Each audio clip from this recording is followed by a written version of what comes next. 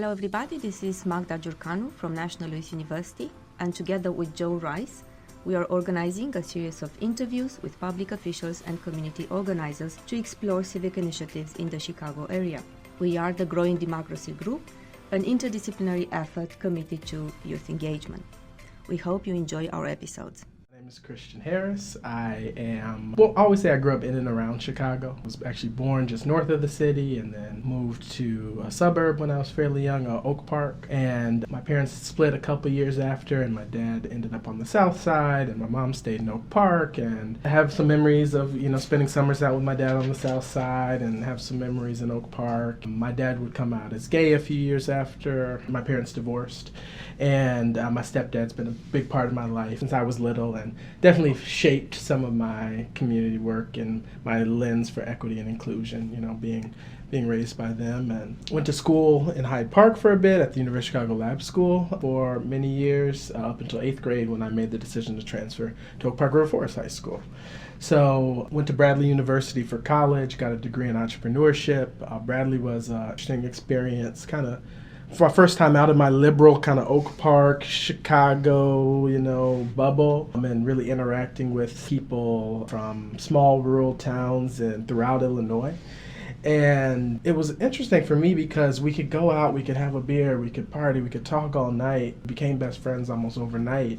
But after a few months realizing we didn't agree on much politically and morally in some cases. And left Bradley just with this belief that our destinations were often the same. We all wanted economic prosperity, we all wanted safer schools, etc., but our routes to get there were so different. And so I left with this belief that if the destinations were the same, there had to be a way to align the routes. Now, I've been challenged on that post-2016 because we're not all operating off the same facts, and so it's really hard to navigate and align the routes if we're not operating off the same facts. I often say, Joe, you and I couldn't have a conversation on how fast a pin would hit the ground if I believe, gravity pulls things into Earth's atmosphere and you believe gravity pulls things to Earth's core. There's no conversation about how fast the pin will hit the ground because I don't think it'll ever hit the ground. And so that's often what we're up against in political conversations today. So came back to Oak Park to open a new business and ran that for the last 10 years, sold it in March, small home cleaning service. That grew and gave me the flexibility to do community work and got involved in just showing up to every meeting I could, trying to be a voice of, at the time, a little bit younger than I am now, younger black person in the room, trying to get civically involved, push some grassroots initiatives forward. Ran for political office twice while I was living in Oak Park, winning once, losing once. Both tremendous learning experiences I'm sure we'll get into more later.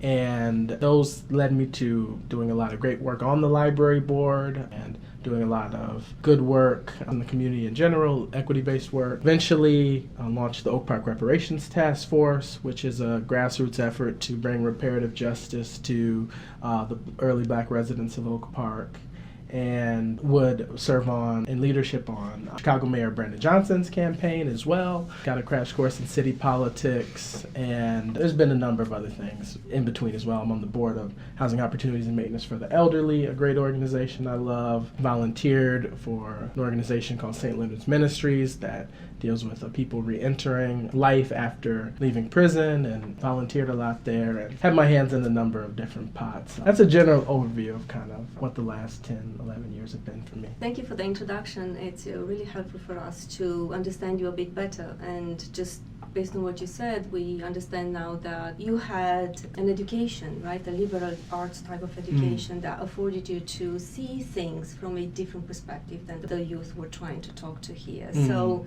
from your community perspective organizer, what are some of the main challenges our youth on the south side or on the west side experience today? Yesterday I was giving a speech on the importance of Kwanzaa. So Kwanzaa is not for a few weeks, but it was for a corporation. I guess most people are off during Kwanzaa, so they're doing their Kwanzaa celebration a little early. And this kind of topic came up a bit. And one of the things I highlighted was the lack of connection and knowledge of your history, particularly as Black Americans and Black descendants of emancipated Americans specifically. It's been torn away. But some of it was, you could argue this was torn away too, but some of it was when people moved up from the South, they left that life behind, the horrors of it, the terror of it. Many times I've learned recently, like they were leaving to escape something, so they literally did not want to talk about it for fear that whatever happened would come back and get around, and they would be caught, or the people would find them, whatever.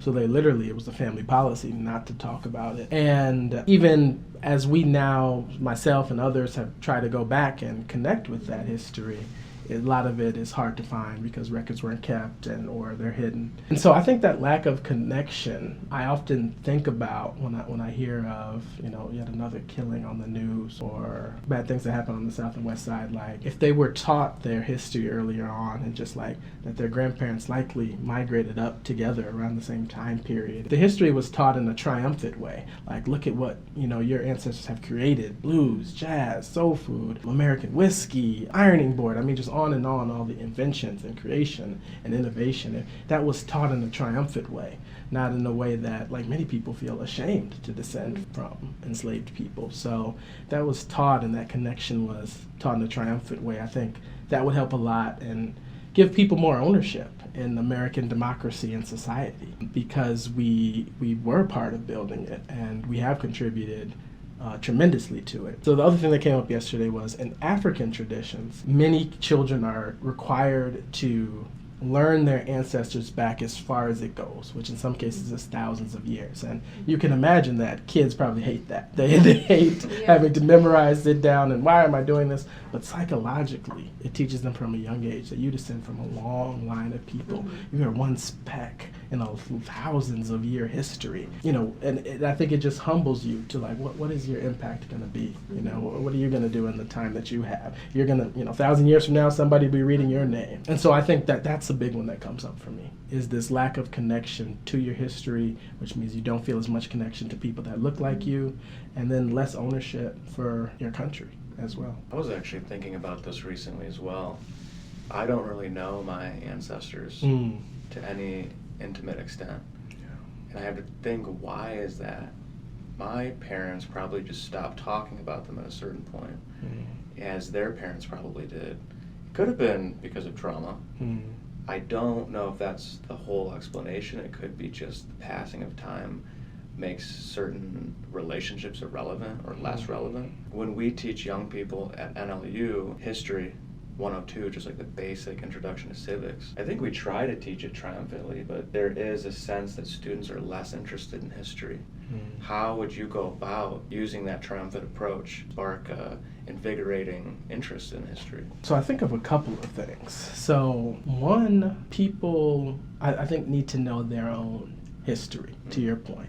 They need to see their connection to it. Sure, I'm just throwing out an example. Learning about Frederick Douglass is great, but if you don't feel connection to, Frederick Douglass, it's really hard. So I think knowing your own history, your own genealogy, where your people descend from, is really important. I think about one of the catalysts for me was when I was doing the research of early Black residents of Oak Park, and I came across a passage that said that there was a small Black community there as early as 1880. They had a church, they had jobs, and many of them had businesses, and they lived above their businesses. And that was a surreal moment for me, because I was at the time living in Oak Park, had a business, and I was living above my business, right? And so I saw myself all of a sudden in these ancestors that were there making a way in 1890. And it was like, wow, I'm sitting here complaining today about how hard it is, and I still had the right to complain, but wow, if they made it work in 1890, 1880, I can make it work today. And so I think applicable connections to what people are trying to do today and what their interests are. I guess it's easier when you are a musician to look back at Miles Davis or whatever, but also for people that, I don't know, just want to work corporate jobs or, enter teaching or whatever, to be able to see that kind of connection back to their ancestors and how they navigated it and what they did is another thing I think about. And so I guess overall what I'm getting at is just like relevancy, trying to make it as relevant as possible for them to connect with their history. If we can shift a bit towards your activism, and I guess one of the challenges that we feel here at NLU, in addition to getting our students interested in the history we try to promote, which is conventional wisdom, so to speak, the major events of the US history, we don't really go too deep into various aspects. But so then the question is, what are some of the issues that you think youth would try for, act for, engage in, that are relevant to them, that would push them into becoming stronger voices to address various injustices that they have observed over time? A couple years ago, there was this article that came out, or maybe it was just a year ago, I'm going to misquote the figure, but it was something like my community of North Lawndale, $500 million is extracted from that community on a yearly basis. And people living in that neighborhood, often the sentiment is, why does our community look this way? Oh, it's because, black people don't take care of their properties, and because of, black people lazy, whatever the American stereotype is, that in anti-blackness, that black people perpetuate just as much as white people. And they don't really know the history of why the neighborhood looks the way it looks. And it's not talked about openly. And I think that's crucial. So I mean, a young person from the South Side who lived there all their life and is, doesn't know why the neighborhood looks the way it looks, to be taught that history, that through line. And yes, it's about redlining, and yes, it's about discriminatory housing practices, but it's also about the way taxes have been structured, in this city for a long time. The assessor's been doing a great job of trying to right some of that historical wrong, but there was a report that came out 5-6 years ago that really said that black home ownership value over the past 40-50 years had really not gone up at all, but taxes had tripled in that time period. And so that's just we're talking about more extraction from that community when your home's not worth anymore, but you're paying all this more in taxes and certainly aren't getting the services. So I think that's one thing I think about, is telling them why the situation they live in currently is the way it is, and kind of teaching that through line, I think is so important. And then giving them tools to combat that, right? So with that example, so taxes, that's literally something that, elected official controls. So if you help elect assessor, if you become assessor, if you study, tax assessment and become and work in the assessor's office, you can have an impact on something like that.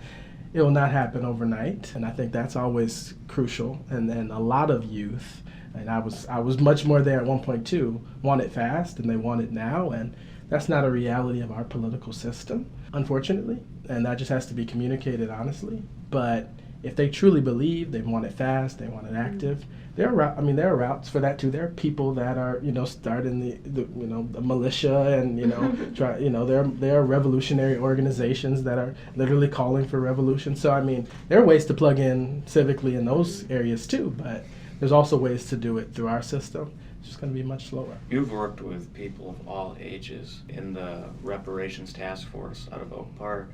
How were you able to conduct an intergenerational effort to try to address some of these historical wrongs? I personally, it was kind of the first community work I had done since I moved back to this area when I was after college at 22, that I wasn't, consistently the youngest person in the room, because we did have some high schoolers on the task force.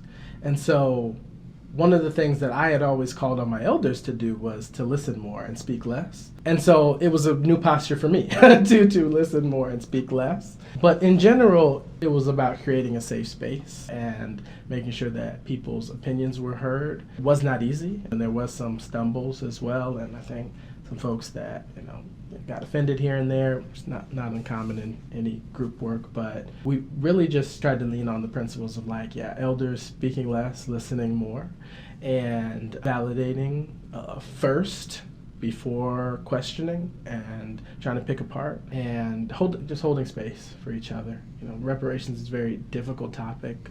A lot of traumas come up, a lot of history you didn't even know existed comes up in that work, and so just trying to create space for each other. We understand that trust in institutions is very low, especially on the minority group side. How would you address, building trust in a public official? It's really tough. I think one of the things I realized when I ran for office was the people that go through this process and successfully win are not the people that really should hold these offices. I always tell people, I'll circle back, but I always tell people when, the last month of my library board election, I was so tired. I was tired of my own talking points. I knocked on thousands of doors, been to so many community meetings. And I love libraries, love them. But the only reason I kept going was because I'm so competitive. And there's some ego there. And so I just imagine for larger positions, you have to have even more ego a little bit.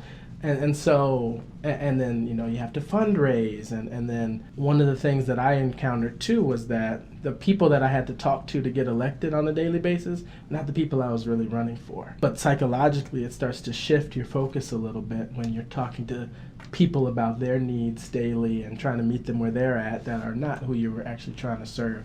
So I just say all that to say it's really tough because a lot of the times we don't get the right people elected that inspire trust. But I think a lot of it's on the elected official to follow through on their word and do what they're supposed to do. I think that for youth trying to inspire their, faith in the political system, I think you just have to be really honest with them about that and show them examples of where change has happened and how slow it's been, but that it did happen over time, it did happen eventually, and that there is a path for you to work towards that, and to understand that they are just one person in a long line of people fighting for justice and freedom, and that there will be people after them that are going to continue that work, but to find what your role is in it. Is it volunteering? Is it donating? Is it being an activist and starting grassroots initiatives? Is it running for office? Find what your role is and what based on your specific set of gifts and talents, and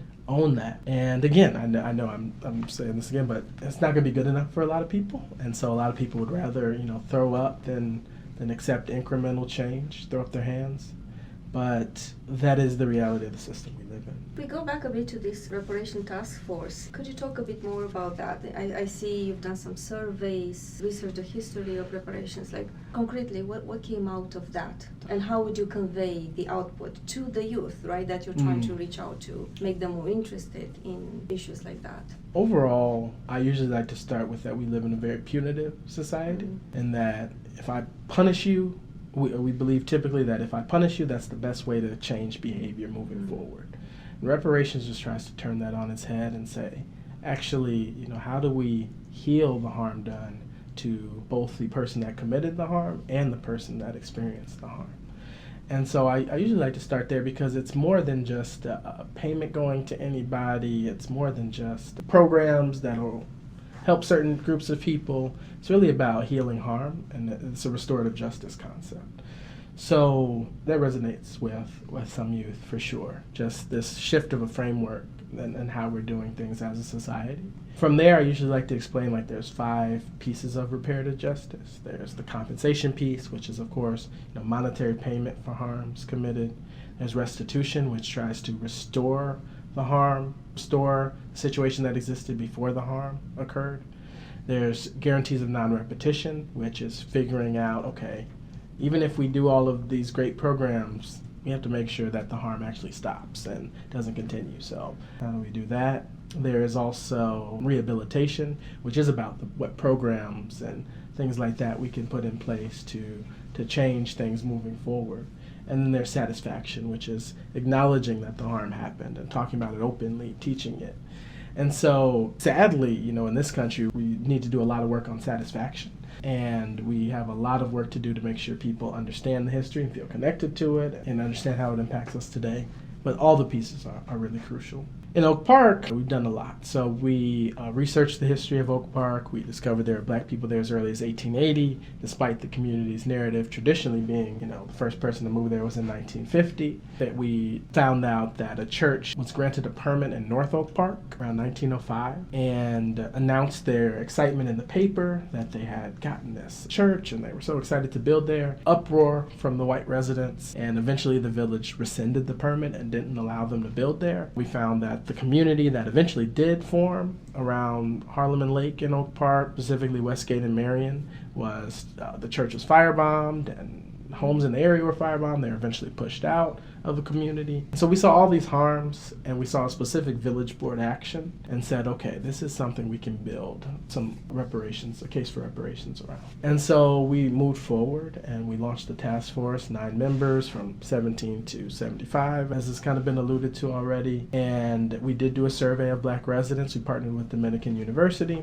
to do a survey and surveyed Black residents. There was definitely some learning there, because despite putting a disclaimer up that this was for Black residents, we did have white residents that responded, and kind of the old tropes of, what about me? And I immigrated here, and, so why do I have to pay for the harms of slavery, etc. And that kind of skewed some of our data. So that was kind of unfortunate. But we are currently putting out a report that's going to go out to the taxing bodies and residents of Oak Park on how to contribute to reparative justice. So tangible. So we dedicated a plaque to the early Black residents of Oak Park at the site where the church stood. The plaque's going to stand forever with the history there, and really the first public acknowledgement of this. This history is being taught in Oak Park schools for the first time ever. It's a part of a few curriculums these past few years. Attribute that directly to our work and amplifying the history. I have to give shout out to Stan West and Frank Lipo and Peggy Cinco and others who did a lot of the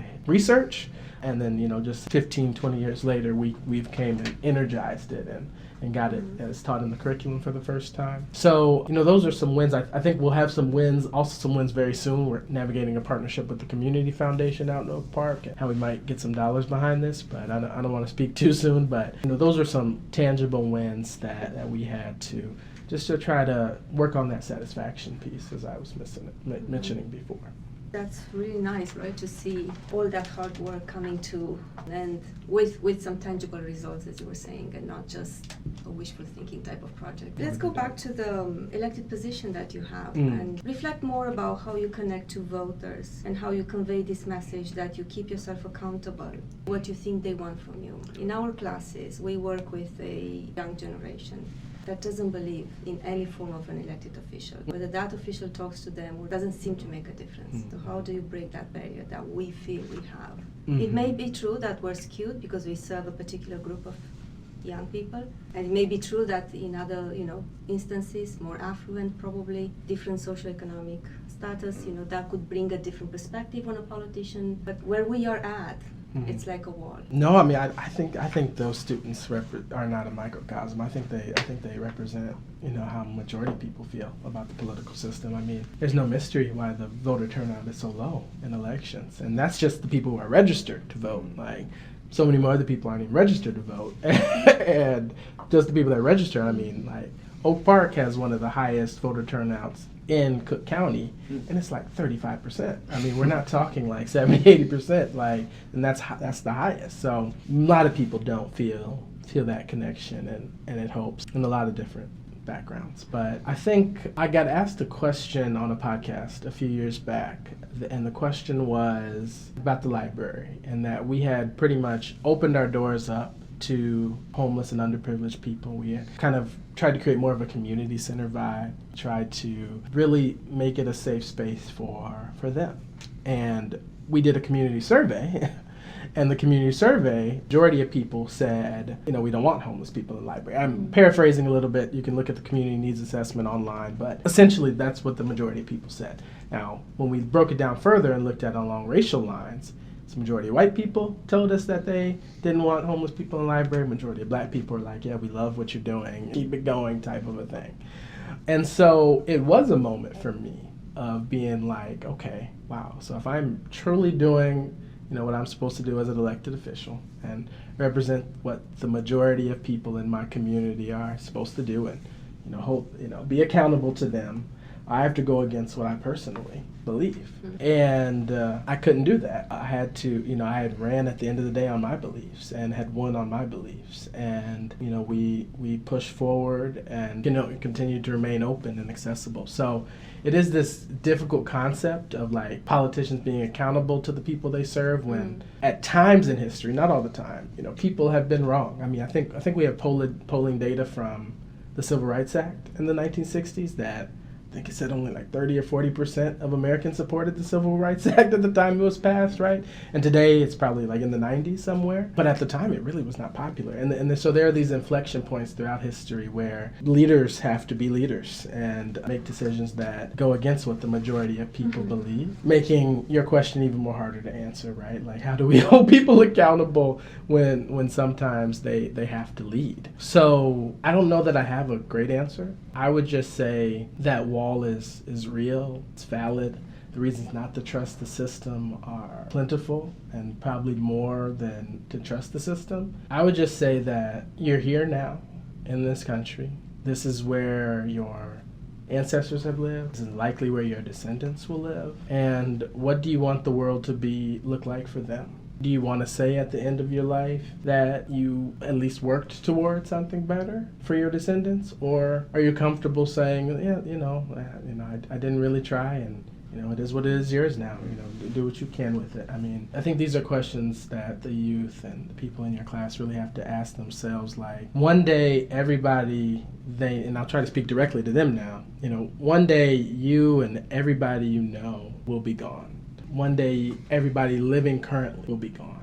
What impact do you want to have on the next person that is born the day after the last person living today is born? Like, what impact do you want to have on them? And thinking about that and trying to sit in that, like, we get so caught up sometimes in people think of us today and how we look and et cetera, and they're all gonna be gone one day, including you. What comes after? What do you hope this world looks like after? And I guess, one thing I will say specifically to your question is allowing and asking them to dream about what the world actually looks like. Taking off the constraints of what's doable, what's affordable, what we can and can't do. If you had your ideal world, what would that look like for you? What does that look like? Okay. So, and once you have that vision, what's your role into getting us there? That's really nice. a nice way to put it. But let's come to the reality. Campaigning for an office can be very expensive, and I think financial means are needed to make it out there, to become someone that then has the power to influence the world and build that world. Walk us a bit through your experience with that campaigning efforts that you've been part of, not just for yourself, but also for the current mayor. Yeah, I mean, campaign finance is a disaster in this country. It's just a complete disaster. So my experience with it was, well, one, there's just so many hurdles you got to jump through to get on the ballot. You have to have the time and the energy to get out and get the signatures to even get on the ballot. Then, I remember I thought I had everything together the day of. I go over to try to file and found I have to go run over to the county clerk and get something stamped and et cetera. And, there's just all these issues with access and finding the knowledge, etc. And then once you're on the ballot, of course, you need money to reach people. And it's really difficult because I, as a young black man, my net worth of my network was so much less than other people that were running. And I'm sure it would be no different than for the youth that you're dealing with. Like, their network, they just don't have the disposable income to just give you money to pour in to your campaign. And you need it for flyers, you need it for, arguably, if you're trying to take ads in the paper, if you're trying to host events and things of that nature. So you really do need the money, and it just benefits so much the people that already have money. So one of the things we really need to do is reform campaign finance, maybe think about some public financing for elections and things like that. And that's a tough one too, because theoretically, like, if you generate a lot of excitement for your campaign and you're doing it on the grassroots, you should be able to collect all the money that you want, and that should be able to help you. But in practice, that just doesn't happen, and the people with the money starting out generally are able to start the most. In the last few weeks of my campaign for the village board, which I lost, very wealthy multi-millionaire who was running just dropped like $40,000 into his campaign account and sent out flyers like almost every other day, was sending out direct mail. I really think he would have lost had he not made that decision a few weeks before the election. And we didn't have that. We raised $10,000 overall, the whole campaign. So I think the reality is that it's going to be tough to raise that kind of money as a political candidate without the network. It can be done, though, and I think that it's important to focus on that If you knock on enough doors, connect on enough people,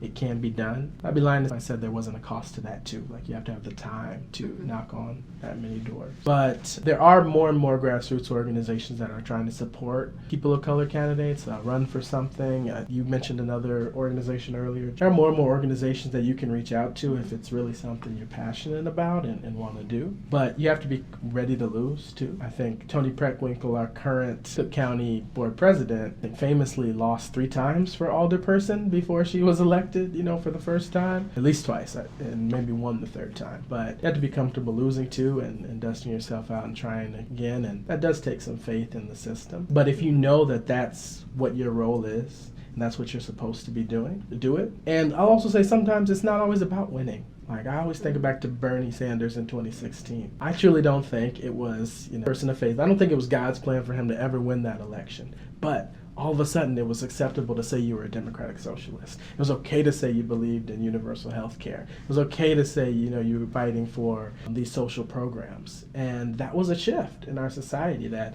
I think it's only been 7 years. So I think we'll see the ramifications for years to come. But same thing for these youth. It's not always about winning. It's not always about accomplishing the initiative and getting it passed down at City Hall. It's not about your neighborhood looking completely different, in the next 10 years. Like, sometimes it is about you took it the next leg of the way, and that was just as important. I agree that it's not always about winning. However, you recently were part of a historic mayoral campaign victory. What went into that win? What were your insights from that experience working on that Brandon Johnson campaign? It was a lot of hard work. I was talking to my wife yesterday, and I had given that Kwanzaa speech, and as I was giving the speech, it popped into my head. I was like, oh yeah, we went to a Martin Luther King assembly a few years back, and I realized that was in January. Wow, I've just lived 3 or 4 different lives this year, and so it was just caught me off guard. But it was a lot of work. So we won through the tremendous ground game I'm talking about, that it can be done. We were outraised by the Vallis campaign almost 3-1, but we outknocked them 10-1. So that's the kind of effort it takes to overcome big money. And don't get me wrong, we had to raise a lot of money too. It just was nowhere near what the Vallis campaign raised.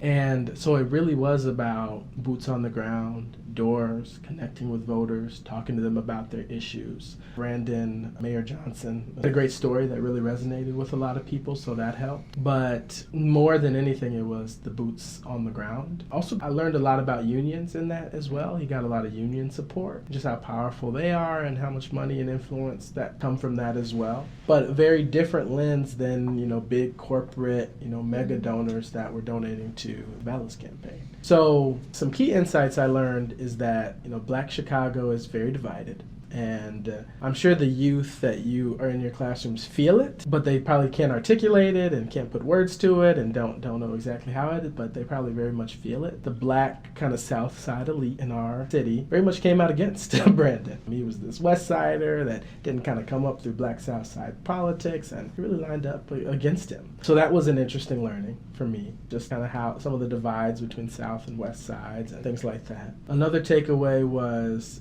just how hard you have to work to overcome big money in an election. We should have lost that election by all polls and everything like that, but we made it happen just by knocking on enough doors, connecting with enough voters. That was a big lesson for me. I also learned how hard it is to engage people in the political process. People are really busy, our lives don't allow a lot of room to get involved in the political process and show up to a meeting at 6 o'clock on a Tuesday night and talk about, issues in your community. And adding on to that, as we would go out and knock on doors a lot, especially actually more brown neighborhoods, I experienced this. A lot of gates were locked. There was, of course, the language barrier too, but a lot of gates were locked, people not home. And the majority of people are never going to show up to a community meeting. They're never going to go to a debate. They don't really even probably watch the debates on TV. They kind of, look at the mailers that come in, kind of get the general energy of who they think they might like to vote for, and they vote for that person. Another learning was, I guess going off of that one, just how disengaged people are from the political process, to your point,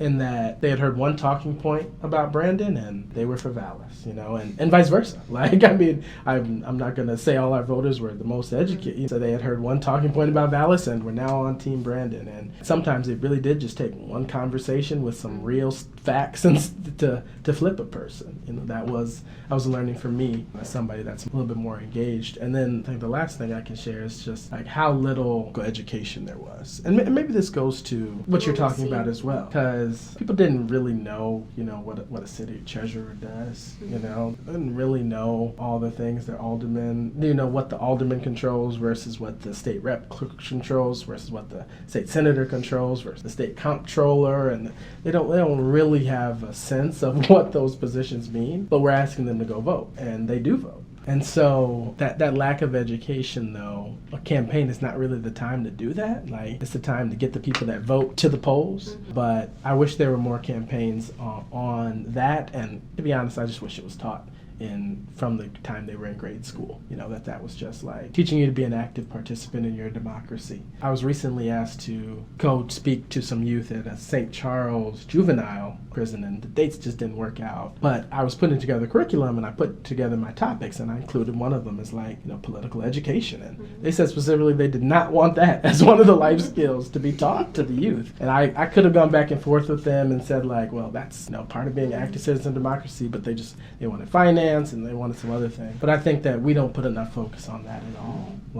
That people need to know what these different positions do, where their taxes go, on and on. And if they knew some of that, they may care a little bit more. What's the future for you? Where do you see yourself? I've been in transition this year as I sold my business and actually moved to the West Side last year. And I definitely see myself doing more reparations work. Really want to see some meaningful dollars, some meaningful programs, some meaningful repair and healing come out of a reparative justice program, specifically for Black residents in Chicago and really all of Cook County. So definitely see myself embedding myself more in that. I have to decide if I want to run for political office again. I know for a fact I wouldn't do it without having some money saved this time. Kind of starting with very little savings was in the end just not the way I would want to do it again. But so, saving some money and thinking about maybe running for something again. No position feels right to me right now to what I would want to get done. So I would have to just think about it more, pray on it more. I am going to be a father in a couple months, so definitely planning to, as me and my wife say, raise a revolutionary and give her the tools to be a revolutionary. We understand the choice at the end of the day is hers, but want to give her the tools to be successful in the capitalist society and also to